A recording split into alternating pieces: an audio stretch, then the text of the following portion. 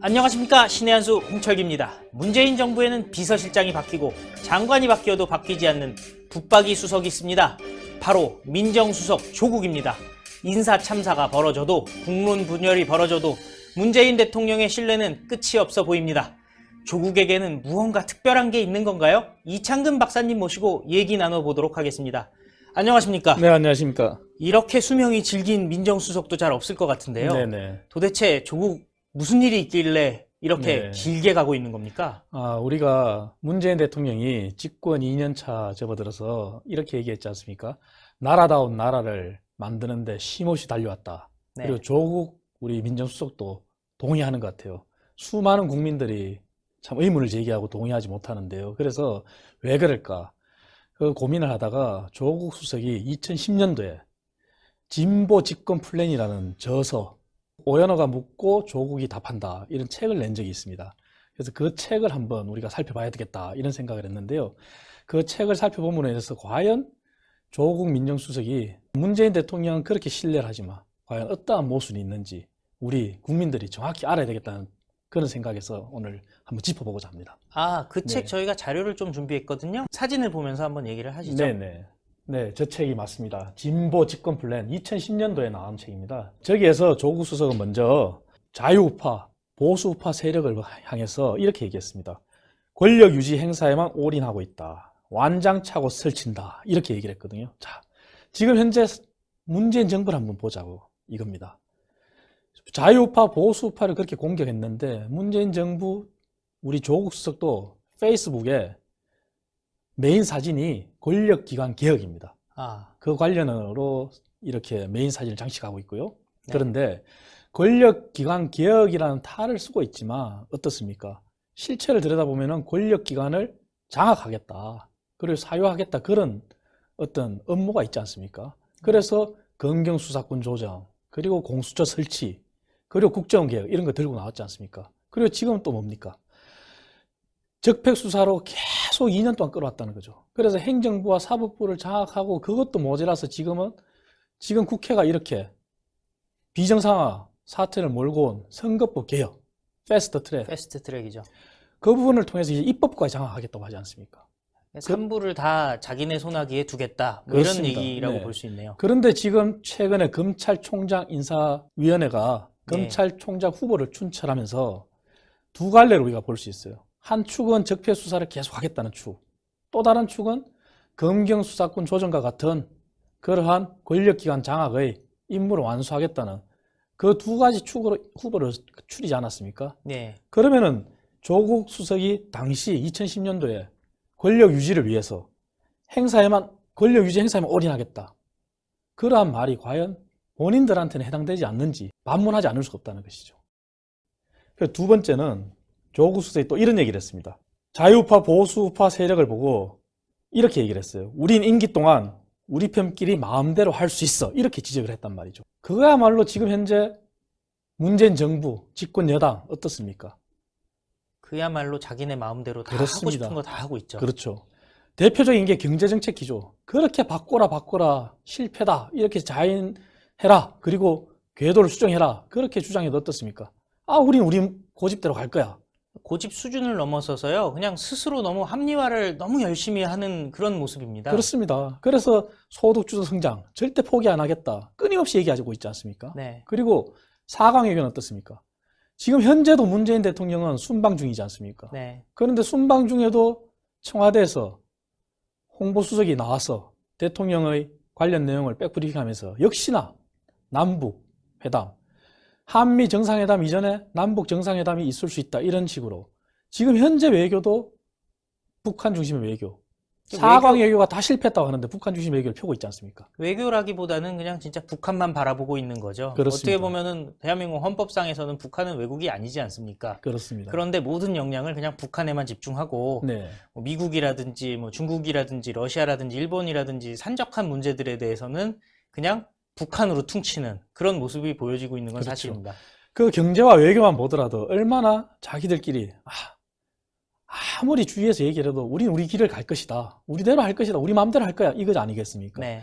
그리고 더 중요한 것은 인사가 만사라고 했지 않습니까? 인사가 만사라고 했는데 어떻습니까?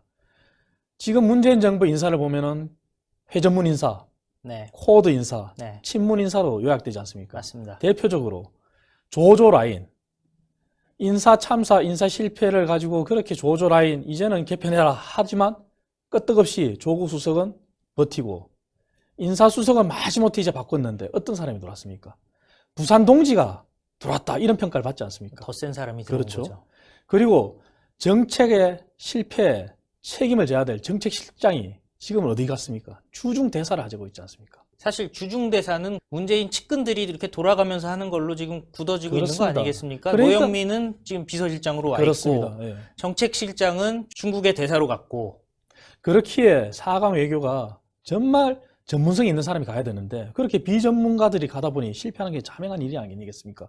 주일대사도 마찬가지입니다. 청와대 안보실 2차장이 지금 주일대사를 하고 있습니다. 그리고 법제처장은 어떻습니까? 청와대 비서관이 바로 법제처장으로 청와대 비서관이 바로 법제처장으로 승진 기용됐습니다. 말이 좋아 뭐 비서관이라고 네. 하지 결국에는 비서 아니겠습니까? 그렇습니다. 스텝을 하는 사람이지 네. 기관장이나 뭐 이런 걸 하려면은 뭔가 다른 커리어를 한 번 더 밟고 움직이는 게 사실 상식적으로 맞는 것 같은데요. 네. 이렇게 인사가 만사인데 인사 문제만 보더라도 우리는 아무리 주위에서 평가를 하고 하더라도 우리는 우리 마음대로 할 거야. 정확하게 정말 퍼펙트하게 보수파를 공격했던 일을 자기들이 자행하는 거 아니겠습니까? 네. 그래서 세 번째는요. 이렇게 표현했어요. 보수우파, 자유우파가 집권한 시절에 국민들은 비관과 절망에 빠져 있고 한반도는 열전의 기운에 빠져 있다. 열전의 기운이 넘친다. 이렇게 평가를 했단 말이죠. 자, 지금 어떻습니까? 우리 국민들.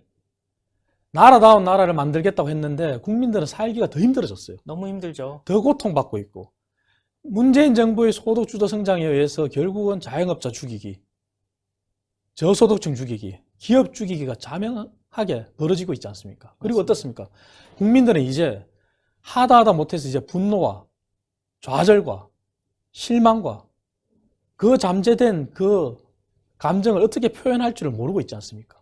사실 경기가 나쁘니까요. 예전 같으면 진짜 술이라도 마시면서 스트레스 풀고 그러는데 요즘 보면은 술집들도 다 일찍 문 닫고 그러다 보니까 택시도 뭐 밤에 타는 사람들 없고 누가 봐도 지금 다들 분노라기보다는 좀 절망, 실망, 뭐 포기, 자포자기 뭐 이런 게 아닌가 싶어요. 당연한 결과 아니겠습니까? 그렇게 말렸던 방향이 아무리 좋다 한들 시기가 있고 점진적으로 이 충격을 소화할 수 있는 정도의 정책을 펴야 되는데 주 52시간 근로 당장 도입하는 바람에 결국은 가게는 문을 닫고 손님은 없고 그런 상황이 오지 않습니까? 열심히 일하고 네. 싶어도 퇴근하라고 하고 뭐 그런 거 아니겠습니까? 그렇죠. 그리고 친노조 정책을 펴다 보니까 공권력은 무너졌고 이런 상황이 오지 않았습니까? 그래서 우리 통계가 하나 발표됐어요. 보건사회연구원에서 상대적 빈곤율이라는 통계를 발표했는데요. 상대적 빈곤율이 뭐냐면은 가계 동향 조사 기준으로 소득이 중위소득, 즉 중간쯤 되는 소득의 50% 수준이 안 될 때 그걸 이제 상대적 빈곤율이라 하는데요. 그게 마지노선이 우리가 학계에서나 우리 통념적으로 받아들이는 수준이 20%입니다. 네. 그런데 그 20%를 돌파했어요. 지금 아주 먹고 살기가 힘든 분이 20%가 넘는다라는 그렇죠. 말이라고 볼 수 있겠네요. 그래서 그 정도로 그네들이 얘기한 그런 정책들에 의해서 여실히 증명되고 있지 않습니까? 국민들은 더 살기 힘들어지는 빈부격차가 더 그렇습니다. 벌어졌다라고 봐야 하는 그렇습니다. 건가요? 여실히 통계가 증명하고 있는 겁니다. 빈부격차는 통계를 만든 이래로 가장 심해지고 있고요. 그리고 상대적 빈곤율은 20%를 마지노선을 넘어섰다는 거죠. 이게 중요한 포인트입니다. 그러니 국민들은 분노와 좌절, 조국 수석이 보수파 집권 당시에 얘기했던 게 지금 이 상황에서 국민들은 더 하면 더 했지 덜 하지 않을 것이다. 그렇게 평가할 수 있는 것이죠. 네. 그리고 네 번째는요. 통계는 고통의 근원이 무엇인지 보여준다. 이런 말을 했어요. 과연 조국 수석이 그러한 말을 했는지 기억하는지조차 저는 의문입니다. 책에 있다는 말씀이죠? 그렇습니다. 그 문구가 그대로 있습니다. 자, 지금 5월달 고용성적표가 발표 또 됐어요. 네.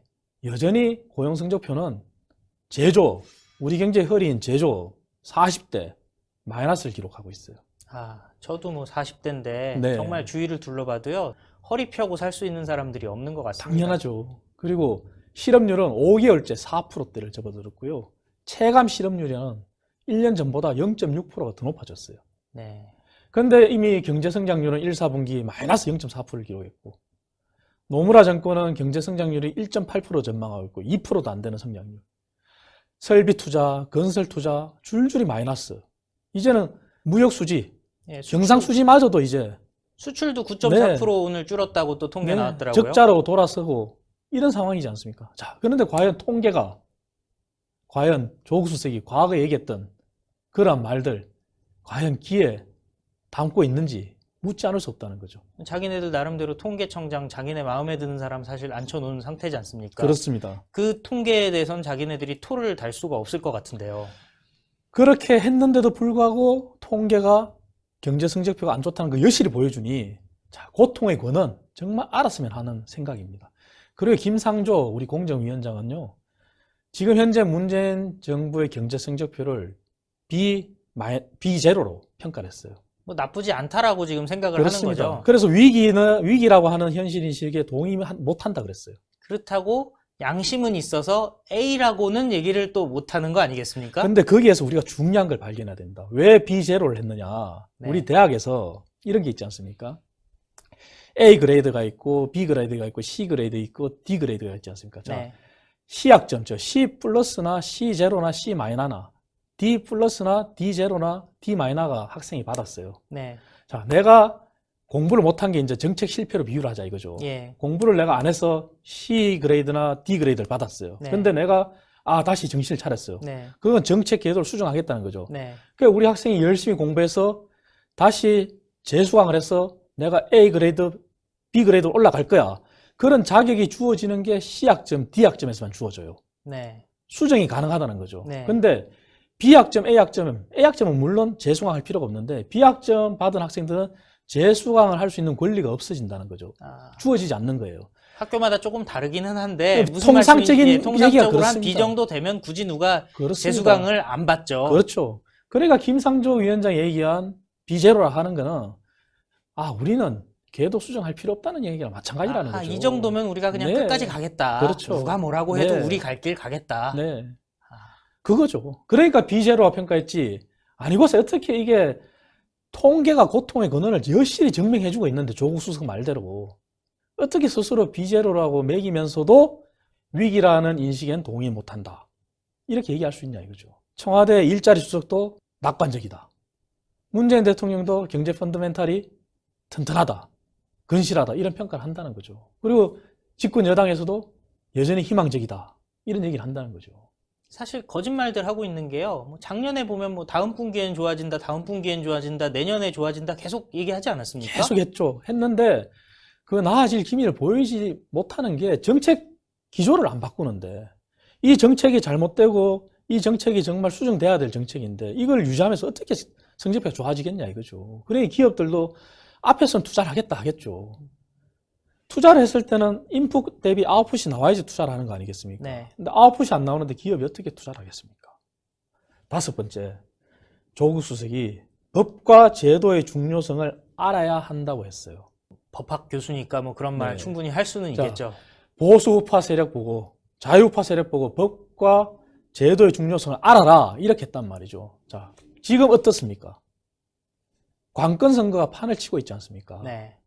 문재인 대통령은 어쨌든 올 초에 지방을 순시하면서 포장은 근사겠지만 네. 예비 타당성 조사라는 게 정말 필요한 부분이 있는 부분이 분명한데 그건 분명하죠. 다 없애고 선심성 정책을 남발하고 순시를 했지 않습니까? 솔직히 예비 타당성 조사라는 건요. 기본적으로 소위 말하는 비용 편익 분석에 근본을 두고 있기 때문에 비즈니스적으로 수익이 나지 않더라도 통과할 수 있는 거지 않습니까?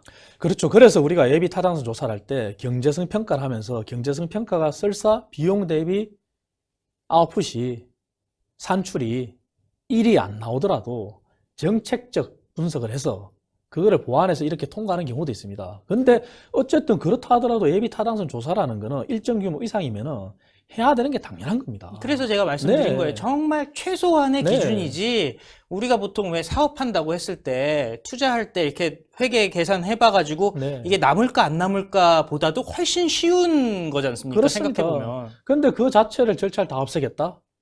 그거는 누가 봐도 정말 포장만 법의 테두리 안에서 정말 교묘하게 빠져나가는 그러한 관건 선거에 지나지 않는다. 이렇게 볼 수 있는 거죠. 보니까 제일 선호하는 게 공항인가 봐요. 하여튼 뭐 네. 보면은 여기저기 공항을 새로 짓겠다 그렇습니다. 그러더라고요. 그러한 SOC는 또 다른 어떤 문제가 있냐면은 정말 객관적으로 전문가들이 예비 타당성 분석을 통해서 수요를 추정을 하고 정말 객관적으로 경제성 분석을 하고 객관적으로 정책적 분석을 해서 결론을 내리지 않는 상황이 온다면은 갈등, 또 다른 갈등을 야기하는 그러한 문제를 야기할 수 있는 상황밖에 안 된다는 거죠. 사실 생각해보면 지난번에 박사님께서 또 양정철이 네. 전국을 돌아다니면서 지방자치단체와 MOU 맺으러 다니고 있는 거 있지 않습니까? 예.